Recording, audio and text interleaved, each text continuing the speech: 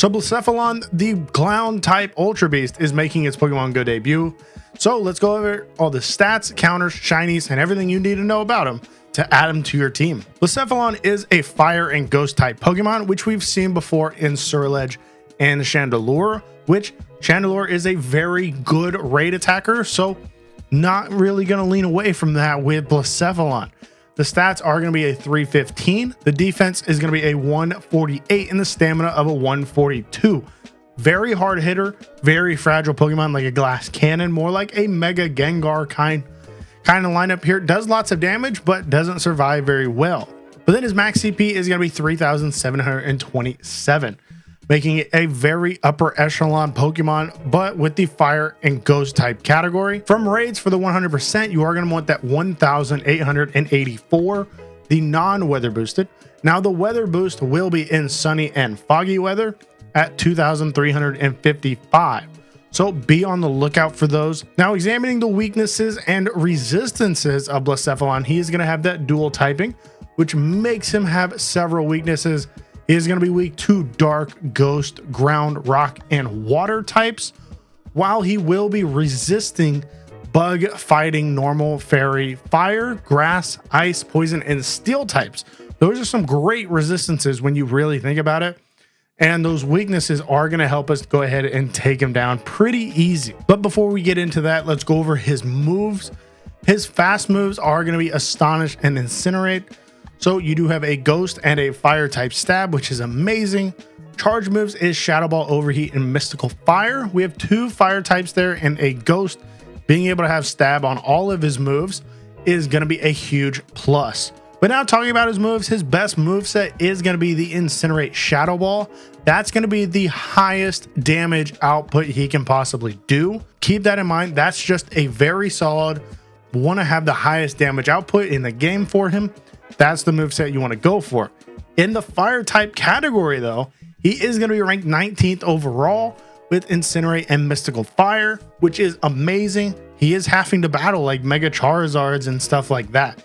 So being able to rank up there in the top 20 with just his Incinerate, Mystical Fire, which isn't his highest damage output moveset, is very good. But then in the ghost type category, he's going to be ranked 10th overall. So in the top 10 with Astonish, Shadow Ball, the only ghost type moves he has, yet still making him an amazing attacker in both categories if you need a ghost or a fire type. So if you get 2 good ones, you can easily slap on the Incinerate, Mystical Fire, and then have a ghost version of Astonish, Shadow Ball, because when Mega Gengar comes around again, he is going to be very good on taking him down. But if you are into PvP, into the Go Battle League, we are estimating him to be ranked a 143 in there in the Master League with Incinerate, Mystical Fire, and Shadow Ball, giving you some good fire and ghost coverage with a 15-15-15. Be on the lookout for that.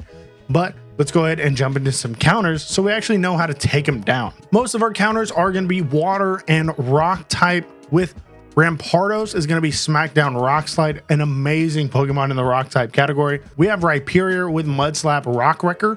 We have Tyranitar with Bite and Brutal Swing. We do have Blastoise with Water Gun, Hydro Cannon, Swampert, Water Gun, Hydro Cannon, and Hydreigon with Bite, Brutal Swing.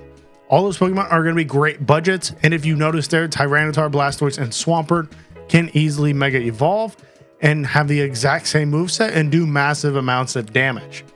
But the top Megas you really want to lean into here are going to be the Primal Kyogre with Waterfall Origin Pulse doing massive damage and boosting everything else, and then Mega Gengar, which is going to have Lick and Shadow Ball, and that will be boosting candy gains as well, since they share that ghost typing.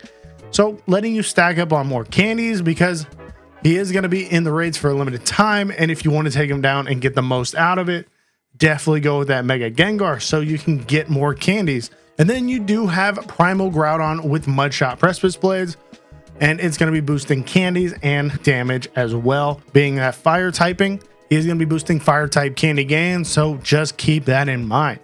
But those are going to be some top counters.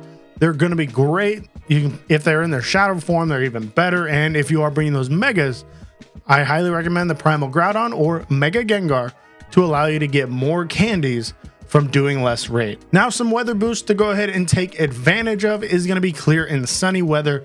Going to be boosting all fire and ground type Pokemon and giving you that weather boosted CP. You do have rainy weather, which is going to be boosting all water types, foggy weather, which is going to be boosting all ghost and dark types, as well as giving you that weather boosted CP. And then we do have partly cloudy weather, which is going to be boosting all rock type Pokemon, which do massive damage to that fire typing that he does have. So that's going to be another great weather to go ahead and add in there. And then lastly, his shiny goes from a white to a blue. It's a very good shiny. It stacks up with the stack attacker going from the gray to the gold. Blacephalon going from the white to the blue is another amazing shiny. As of right now, though, not available. Hopefully down the road it does come available. But there you have it. That's Blacephalon's stats, moves, counters, and shiny in Pokemon Go. Best things to look out for. And he is going to be an amazing fire and ghost type attacker. So don't overlook that. That's going to put him in the upper echelon. Highly recommend getting one and making it to level 50 to add it to your team so you can easily take down people down the road, those grass and ghost type Pokemon. But if you did enjoy this one, let me know down below and go ahead, click this next video. You'll probably enjoy it too, and it'll help you stay up to date with everything going on in Pokemon.